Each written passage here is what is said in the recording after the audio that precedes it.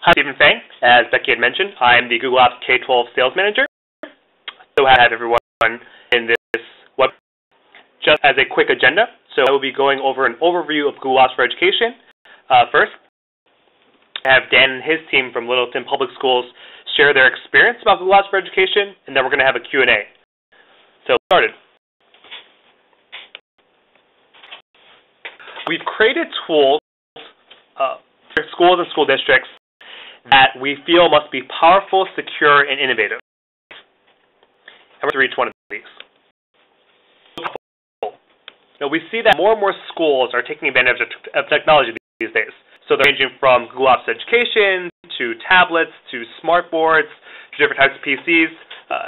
Technology is really becoming an integral part of the learning process. And we kind of see Google Apps for Education as a core piece of that. We do over 16 million active users on Google Apps for Education. And that includes some schools in a higher space like Arizona State University, Virginia Tech, Wake Forest, as well as lots of K-12 school districts, including salient area schools, Minneapolis public schools, the list goes on and on. I want to be very clear that as we're speaking about Google Apps for Education, there are a few core products that we're talking about.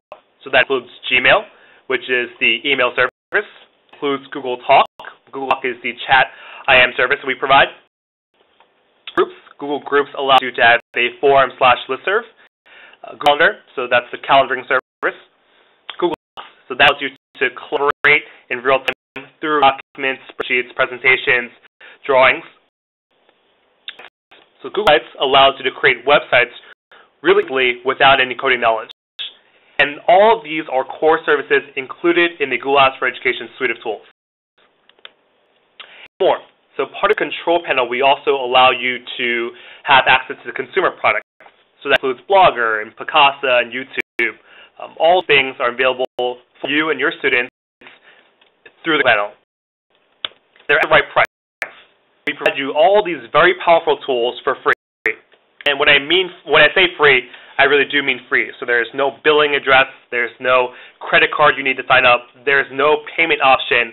All these core services and consumer services are free.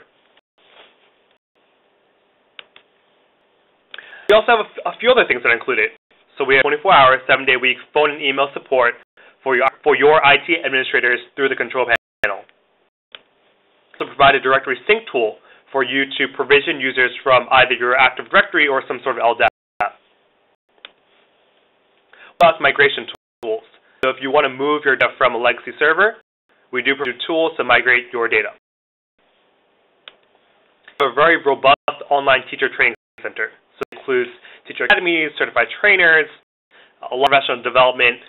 That's all included out of these suite of tools. Talk a little bit about security. I know security is a really big concern for people. And we all get the question, where is the best place for my data? Is it a company or school servers, or is it stored in the cloud? And that storing your data in the cloud is a secure option. You see here in this graph that 60% of enterprise data remains on unprotected PCs, and I'm sure you've had that experience yourself. So having PCs that are not up to date on the latest patches, they don't have the latest upgrades, those are unprotected PCs. 1 in 10 laptop computers are stolen within 12 months, so locally stored out on those laptops, that confidential data is gone. 2/3 of thumb drives are stolen or lost. So what if you have data stored on those thumb drives, especially if they're not encrypted, that data is gone. Whereas if you store your data in the cloud, your credentials are the account, the person. So no matter what device you're using, you log in with your credentials, so that data won't be lost. Here's a picture of one of our Google servers. So this is a server room, and you see that we have very intense infrastructure security. So high fences, there's no real windows, and nobody can access these servers. And we take a lot of care into making sure that your data on these servers are secure. Here's some information on our privacy and compliance. So we want to make very clear that Google does not own your data, you do. We want to point out that Google does not access your data. does not mine your data for ads since ads are disabled. And just to clarify that point, it's not ads are being blocked, so your data is not being run through any of the advertising systems at all. Google also abides by all U.S. privacy laws and explicitly states FERPA compliance in the EU contract. So when we are FERPA compliant, Google provides you granular privacy controls in the product. I'll talk a little bit about this now. There are granular privacy controls that we provide to schools, once again, for free. So there are inbound and outbound filters, so you can whitelist domains that you want to be able to send emails to your domain or block certain domains. Block inappropriate words. So if there are specific words that you're looking out for, such as curse words or words that you feel are inappropriate for your domain, you can scan emails as they're coming in or going out and have those emails be routed to specific people or sent to spam. You have a range of options for what to do with those emails. You create a walled garden. And what a garden is, it allows your users to only send within your domain or specific domains and not them be accessible by the wider internet. Let's get right all these message security tools for you for free.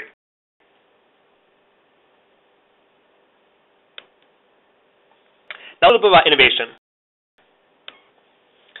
So this is a graph representing innovation at Google. You probably know Google is a very wide company. We do create a lot of products. You can see some of them: Google Search, Google AdWords, Picasa, Gmail, SketchUp. The list goes on and on. Android. Kind of a showcase of some of the innovation that happens at Google. We also create a lot of innovation in the product itself. So collaborative lesson planning through Google Docs. So you have multiple users in a doc at once, have comment on the same document, share ideas on the same document, have that document be saved automatically in the cloud. You can use Google Forms for science projects. Having your students use those forms to collect data and have that data automatically be inputted into a Google spreadsheet. You can create flashcards. Google Forms for assessments. So quizzes or parental teacher assessments, anything where you need to collect data, Google Forms should be your go-to application. You can also use the Google Video feature in Gmail. So looking to have class lectures from different professors around the country or even around the world, as long as they have a Google account, you can do a really quick, simple video chat with them and have them speak to your classroom. You can create student e-portfolios with Google Sites. So a lot of schools create a site for each student in their district, and as they progress through their grades, they will have a repository of things they've done throughout their school and high school years that when they're applying to college, they all have it in one place. Some of the different innovative features that are present in the product. And every year we roll out more and more features. More tools in our marketplace. So Class for Education, we provide you with a lot of core products, but there are also niche products that you need as a school. So there are gradebooks you can add to your domain. There are LMSs you can add to your domain. There are also a lot of different other tools you can add to your domain, whether it be Grocket or Aviary or BrainPop. There's a wealth of different applications in our marketplace. So you're probably thinking to yourself, hey, this sounds really good. I want to with Google, but I'm not really sure how to start. So we do have a lot of resources for you to get started with Google Apps. And one I want to point out is called the Guide to Going Google. And see at eduguide.googleapps.com. And what Google is, it's basically your one-stop shop for all things you need for successful deployment. So there's the technical piece, there's marketing piece, there's the professional development piece, there's templates for your communications. All those things are in the Guide to Going Google. So what eduguide.googleapps.com. Part of that technical integration, so if you click on the first link, it will bring you to this page, which you can see the K-12 deployment guide. And what K-12 deployment guide is basically a checklist of all things you need to set up your domain. So it tells you how to sign up a domain, how to sync, migrate your data. It gives you different options for mail routing. All the technical pieces you need are in the K-12 deployment guide. So on the phone, and your Google director is asking you how do you go with Google, you can come to that K-12 deployment guide. The piece I want to point out is the Google Education Community Forum. So this is a forum specific for K-12 schools to ask their questions, to collaborate and talk to each other. And that link is at bit.ly/Google Edu Forum. So bit.ly/Google Edu Forum. Again, I highly encourage you to check out the forum. If you have any questions, post your questions there. We will have someone in a day or two. So if you have any questions, once again, go to the forum.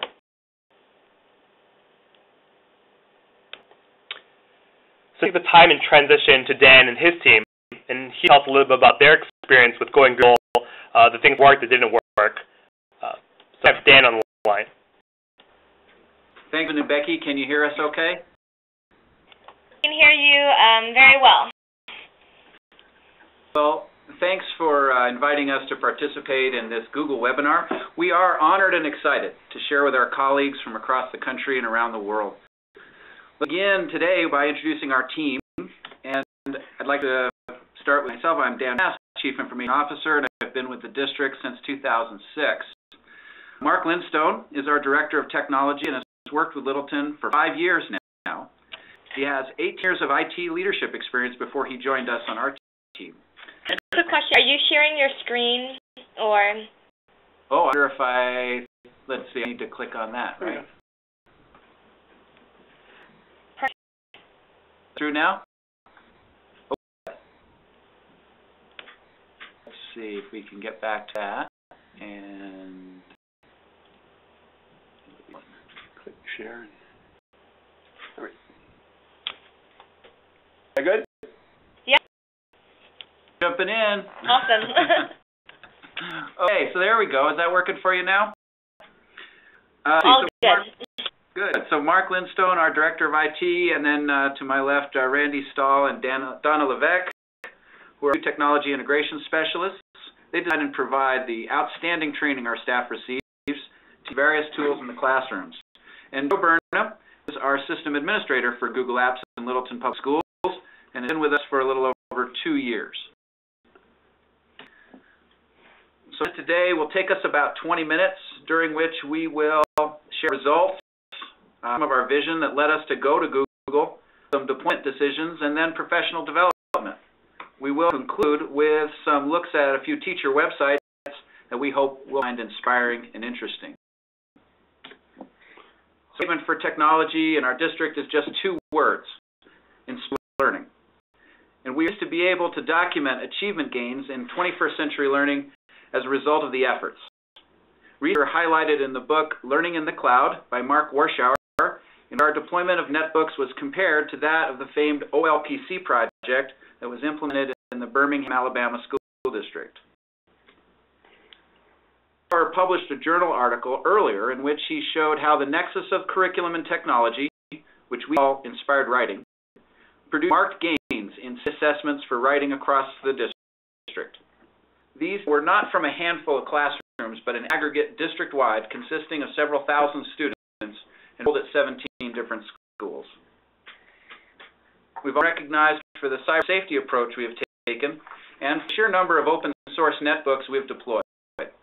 13,000 computers are deployed in our schools, and open Wi-Fi services allow students to use netbooks and bring their own technology to school, as well as our fully implemented Google Apps for Education services for staff and students.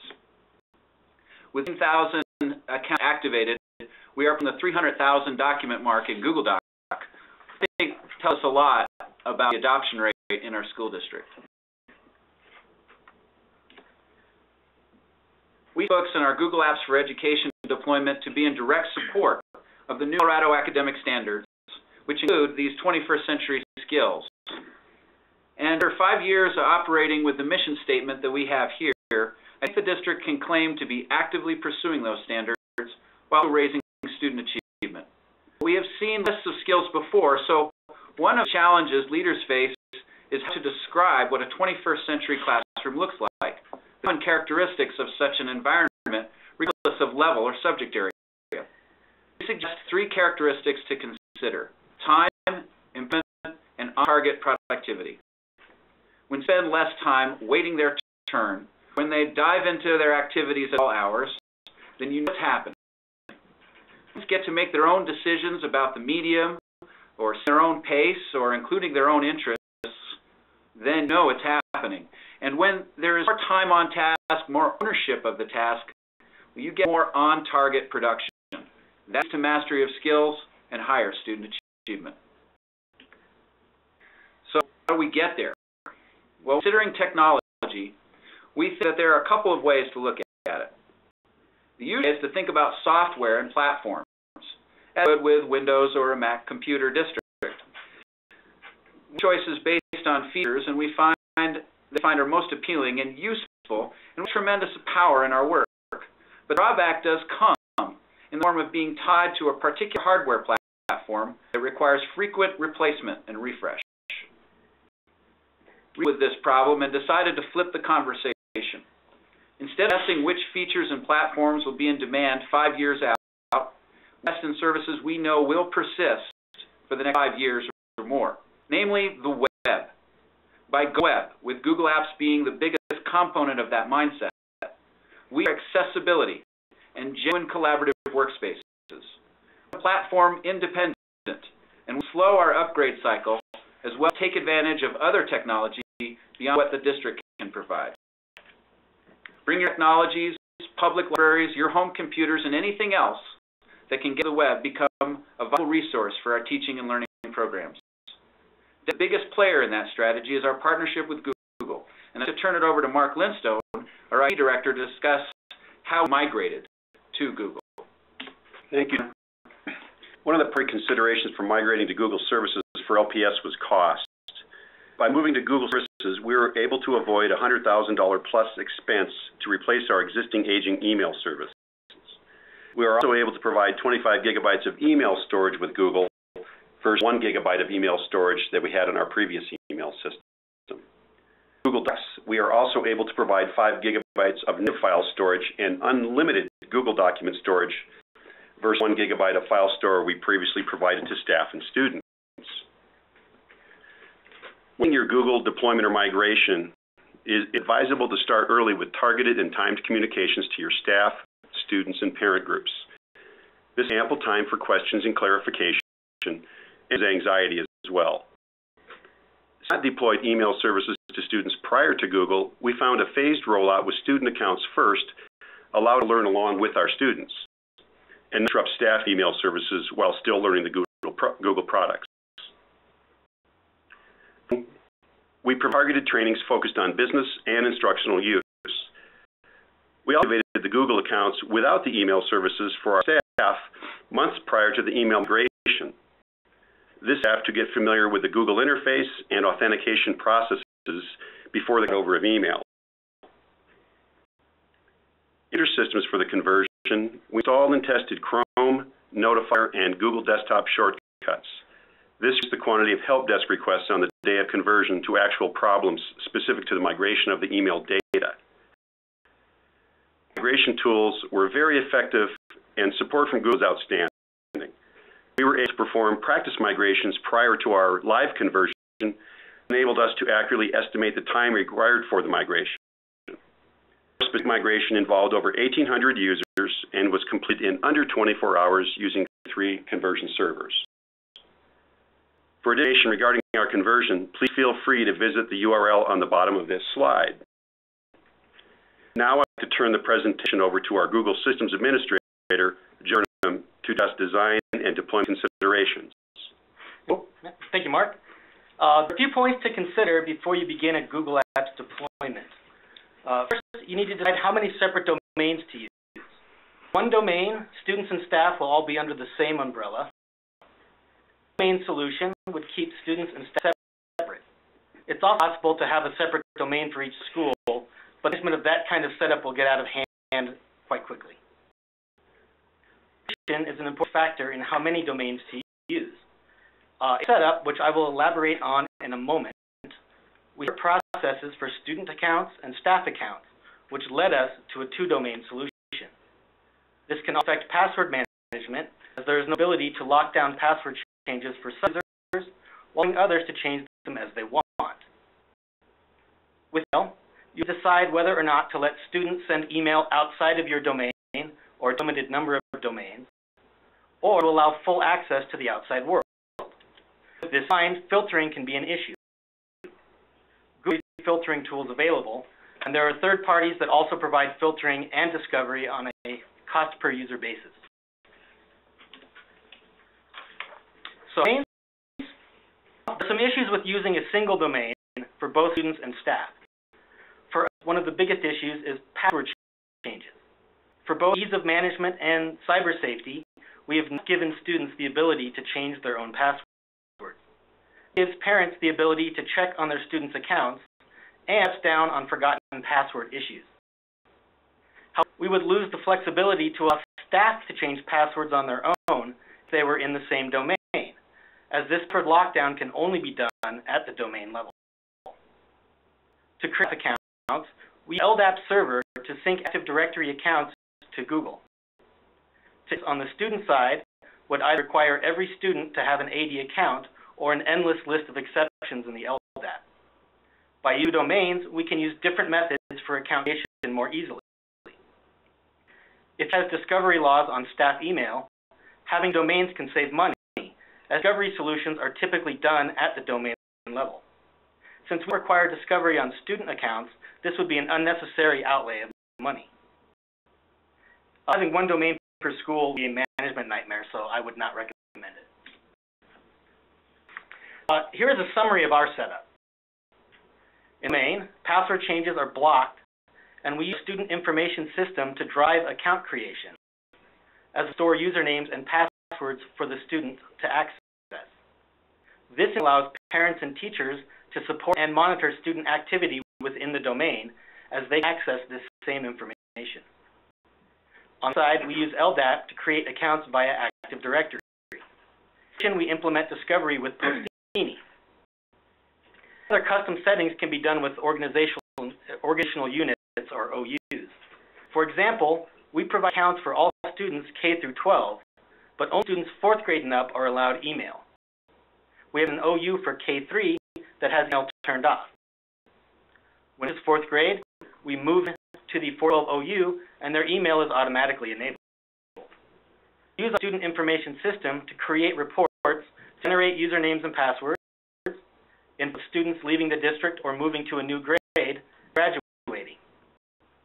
We use these reports to take whatever action is needed with either dashboard or command line tools such as Google Apps Manager. Now I'll turn to our professional development team, Randy and Donna. Hi, this is Randy Stahl. And Donna Lefbeck. We're the District Technology Integration Specialist for Littleton Public Schools. And we've experienced a great deal of success in our professional development workshops by connecting them to content standards. So we're really focused on best practices and what works for students. Not only reaching their learning goals, but to reach beyond with Google tools, allow them to publish to a larger audience, collaborate with their peers and community, increase their productivity, and become responsible digital citizens. So just like you, our teachers are all at different skill levels, so building relationships with them, helping them create relationships with other professional colleagues is essential in creating a strong professional learning community for teachers and for students. So one way we go about building relationships is during our fall and spring and spring learning conferences. We pair centers from different buildings to work together and learn from each other.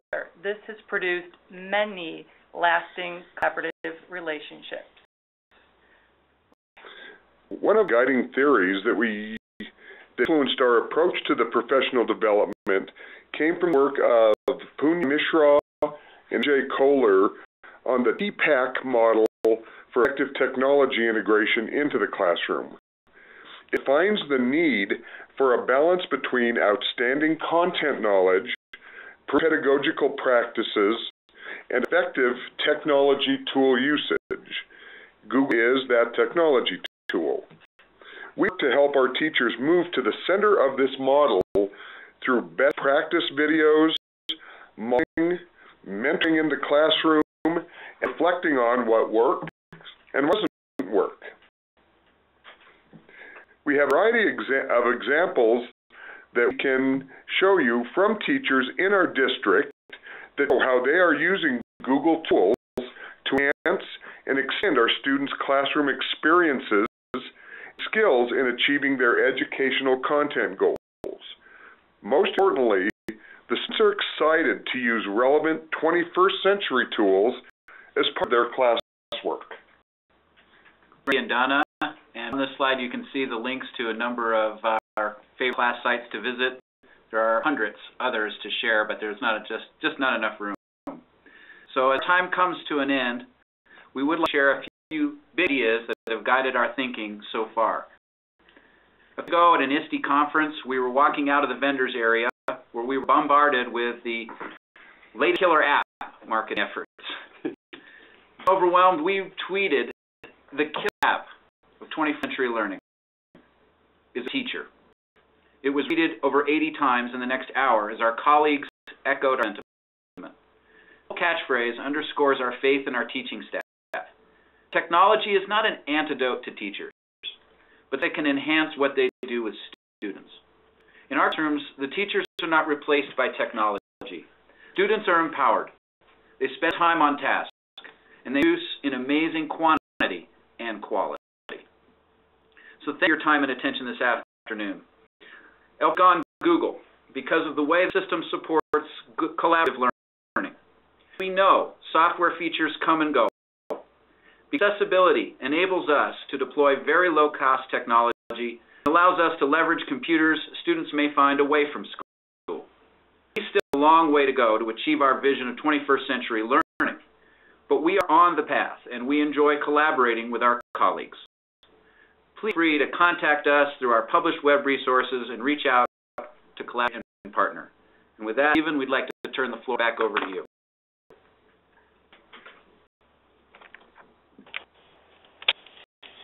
Thanks, Dan. Once again, if anyone does have any questions, feel free to ask them in the Q&A. I'm going to start off with just some questions. So, how much time did you spend Google Apps for Education at the district level?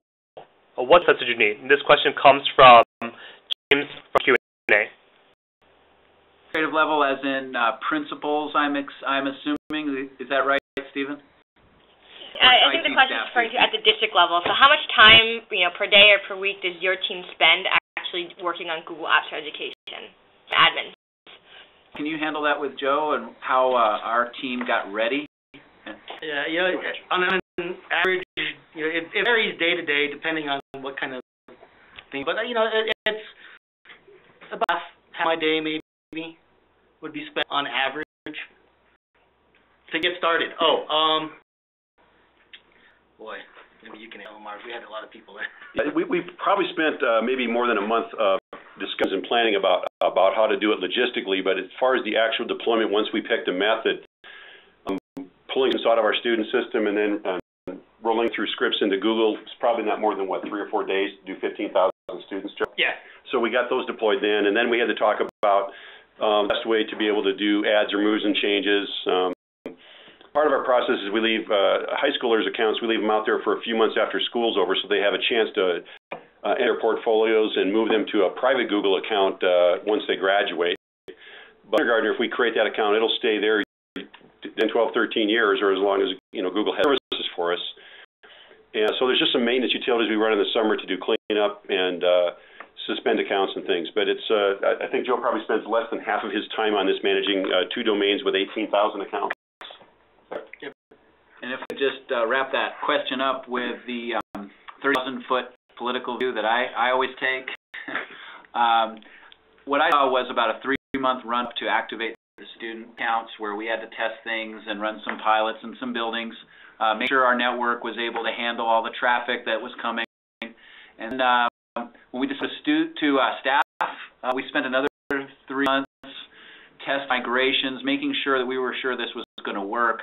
And then we spent 6 months talking to staff, providing training, sometimes one-on-one hands-on training, other times making help videos and websites.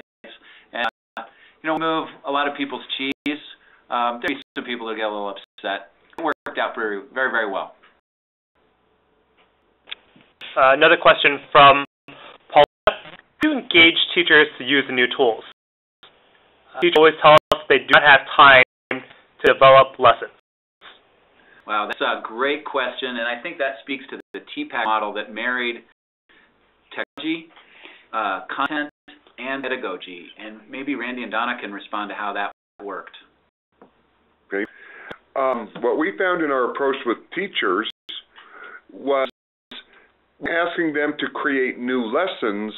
We were asking them and showing them how to take advantage of some new tools to accomplish their existing lessons. And we found that as soon as teachers started seeing the power of online document storage, students could access their work not only in the classroom, but home. The power of collaboration so that teachers and students could be simultaneously working on a document and conferencing on writing skills and writing techniques and everything. We found that for the most part, all of our teachers started to get very excited as the students got more excited about the possibilities and the horizons this afforded them now with Google Apps for Education in our classrooms. I think we also got a lot of success with our initial workshop called Inspired Writing, which was really extremely based in the writing process. So they really didn't see Randy and I as technology or IT people, but really as instructional coaches.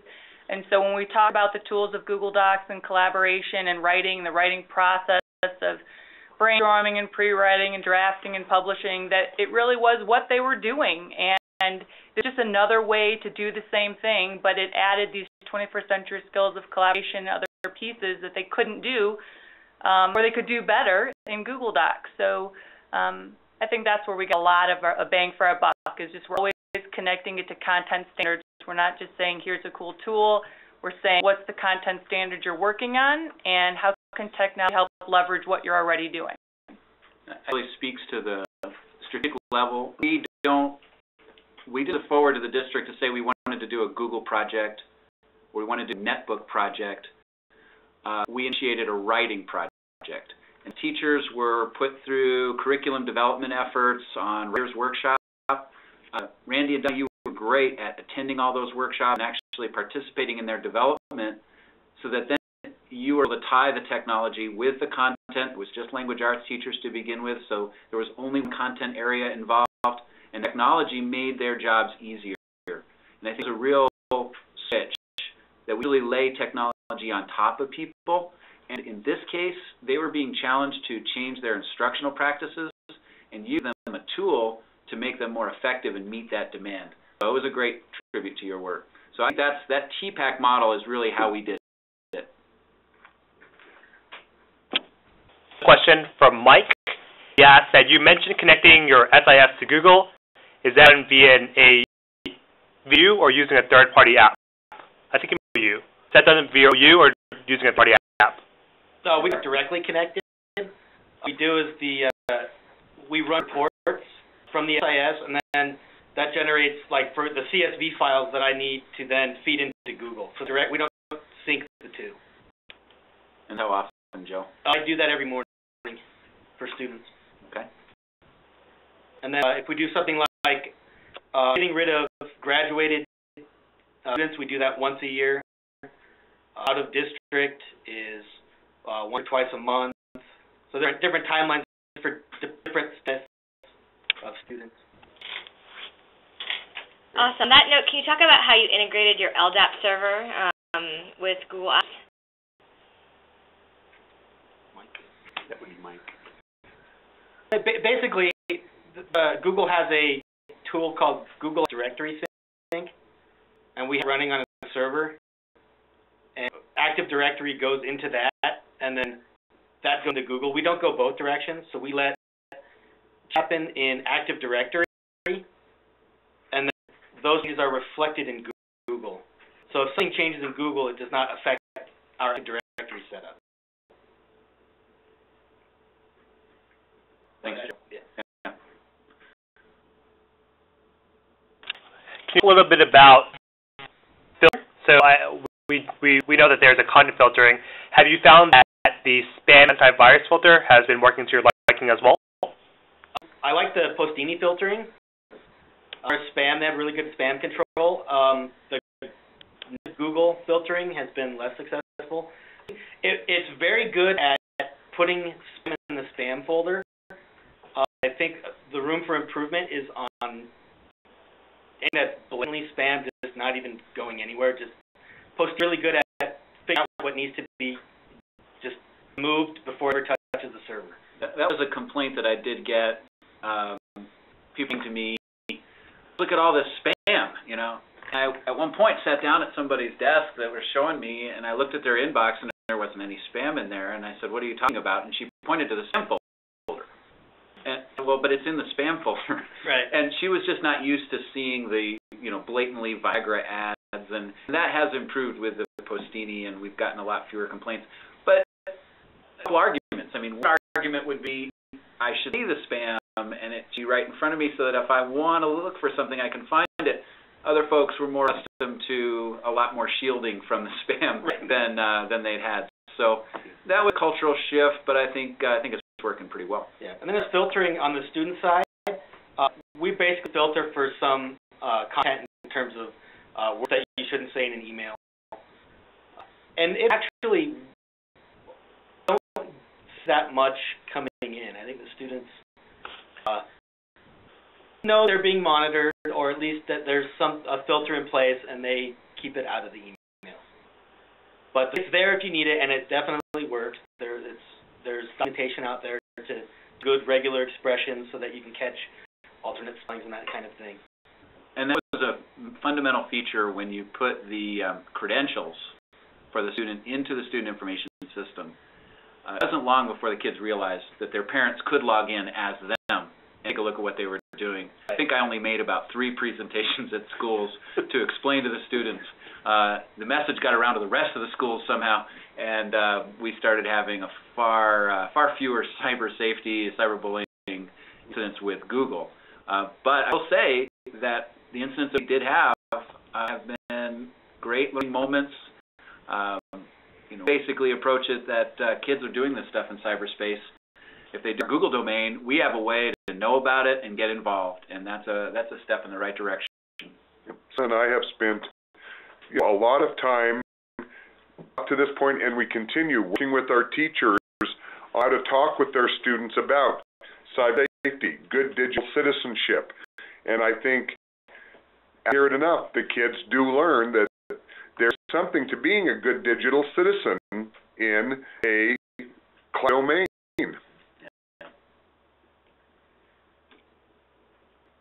That's really cool. Another question from Paulette. So she asks regarding resources.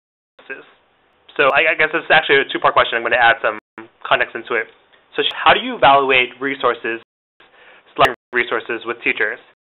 How do you organize your resources on Google Docs?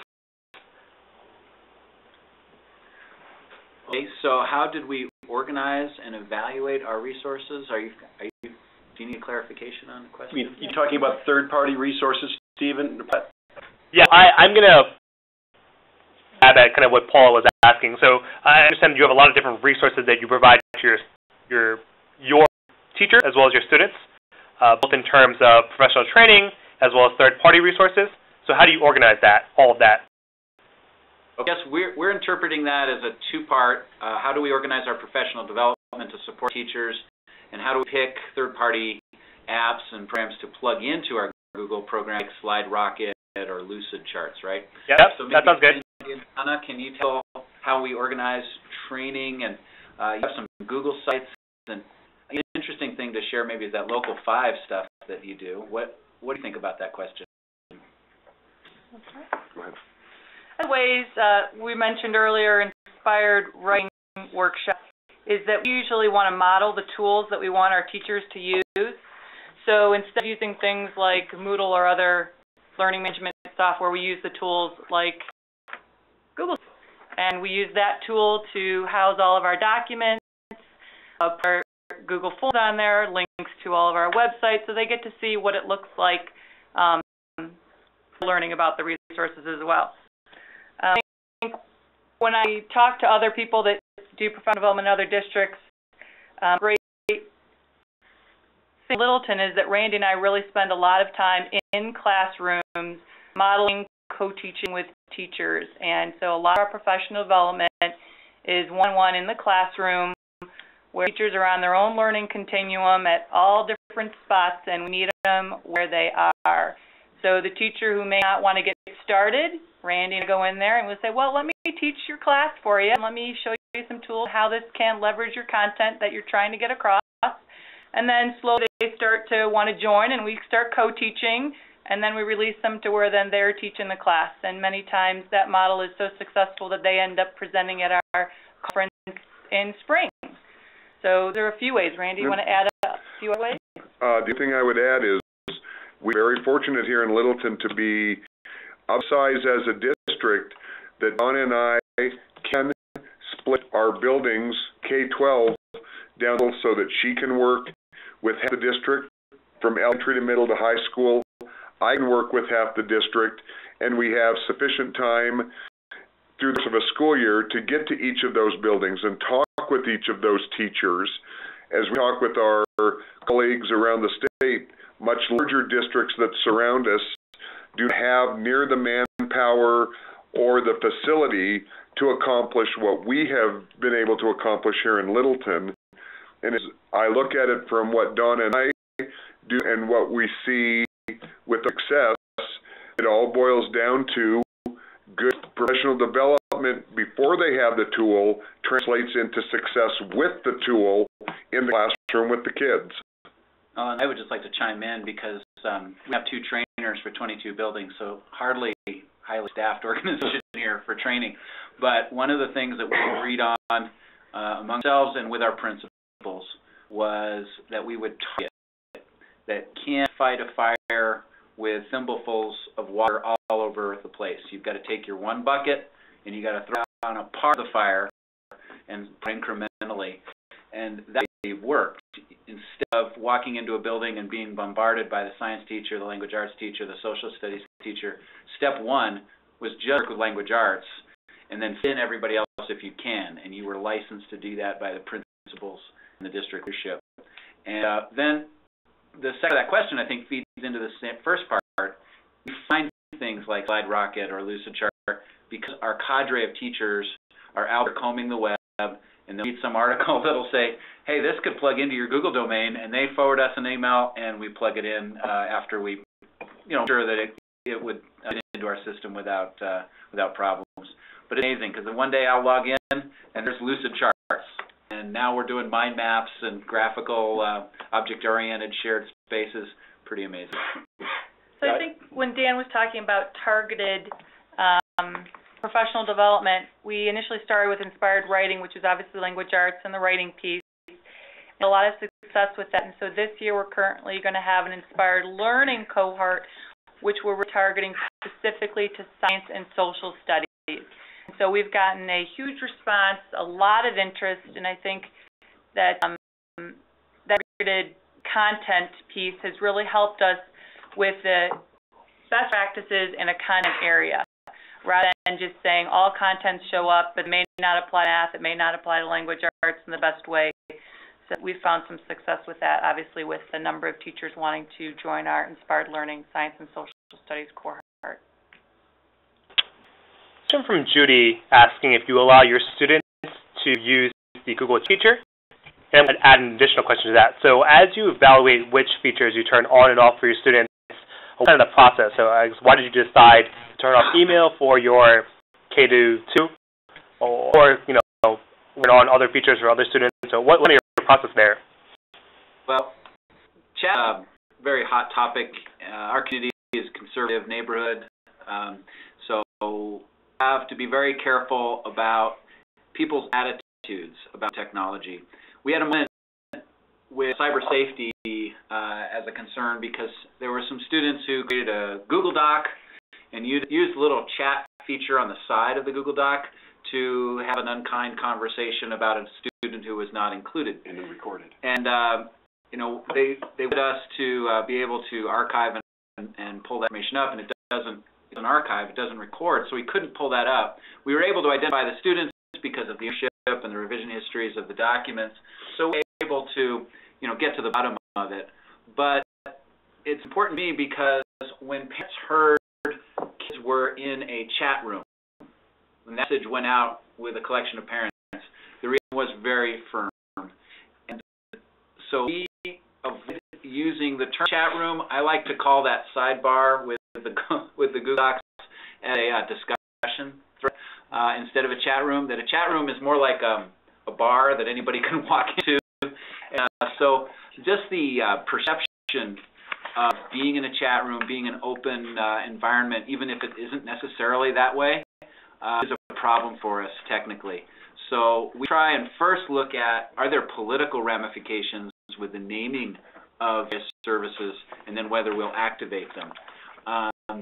So one of the, we were talking about the difference between Google Chat versus the chat feature in Google Doc, right? So the Google Chat is turned off, but Google Feature is built into document.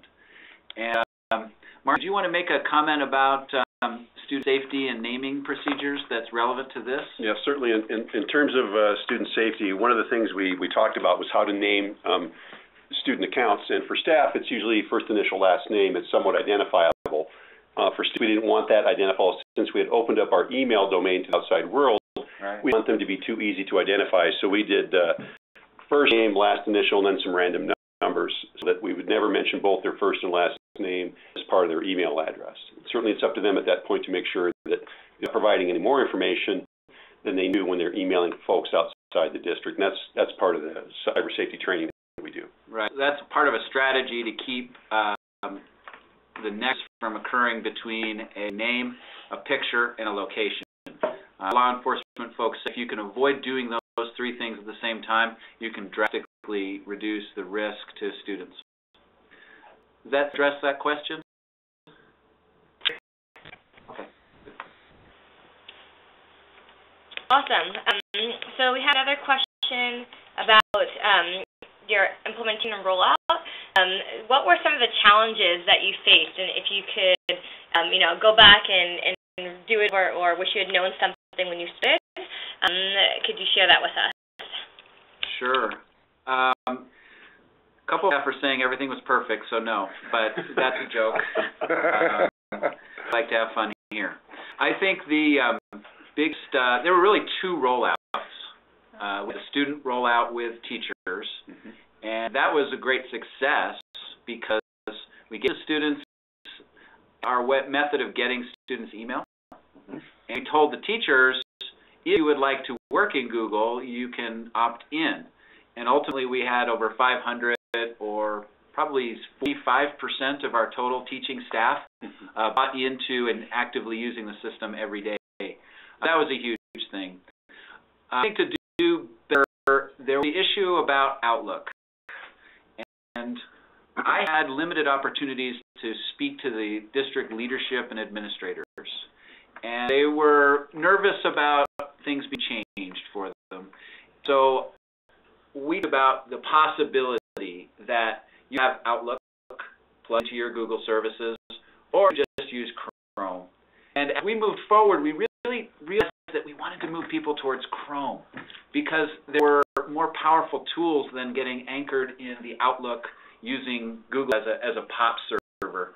And so we de-emphasized the Outlook, and there was anything I think really we didn't attend to enough was watching for the people who were completely married to Outlook and just giving them Outlook. I think there were some people that felt pressured or maybe peer pressured into going to Chrome, and they're still struggling with it a little bit. But that was the biggest thing.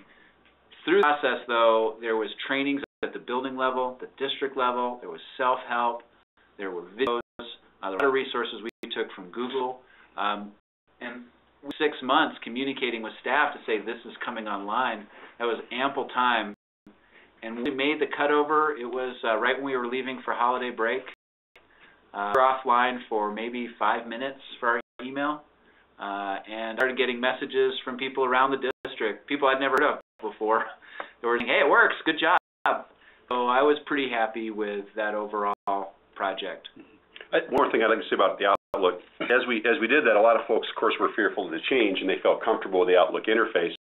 We did make that available on request. We did have a few staff request that. But since January, what I found, a few staff said, well, I quit using it because I really like not going back and forth between Outlook and then Google at home or in other machines and other locations. And they've since gotten comfortable with it. So that was still helpful for some things, mail merge and things, but it's whether we have people using it on a regular basis. And the big thing I think is the change is in Outlook, you sort and then you do the hunting for your information. And people are very used to that. They have mental maps. They have processes in their heads that's how you find information. And Google is built around a search for it mindset. And that's it's a big mental shift that is hard to get people to make. So, maybe we could have spent more time emphasizing that. I don't know. I mean, and if we were to do it again, I'm sure we would have some improvements. I don't know that we recognized that at first, Dan, but I know I used to have about 87 folders for managing my mail in Outlook. And I found it to be, once I got to Google, finding things was much more cumbersome with all those folders, and I down to about 6 now. Right. And I'm probably going to try to go to 1 or 2 because the search capability is so good. Whereas the search in Outlook, the search used to just give you the text of the email and the headers and that kind of thing. The Google dives into the attachments. And a lot of people don't realize that. And that is a tremendous advantage. As well as being able to assign meta tags with the label function. You can still manipulate that without having multiple folders and then having to search individually. So, very powerful. Well, this has certainly been super informative, and we just want to thank you guys again for your time in telling us about your district implementation. As I've, tell everyone, you're definitely one of our stellar districts, so very excited that you can, share what you've learned with the rest of the public. So thanks again for joining us today. Well, Becky, Stephen, it's an honor to be involved, and it has been a great experience. I'm proud of staff. Teachers, the IT staff, and the kids have helped us, and I think that's the one takeaway is everybody's a learning community. This kind of thing is a great advantage, so thanks for including us. Awesome. This web has been recorded. Again, we'll send out the link to the recording to the email address you used to register for the webinar, and if you want to join us on any other online events, check out our website, and we'll make sure to send that link as well in the email that we send you. So thanks again, and have a great afternoon, everyone.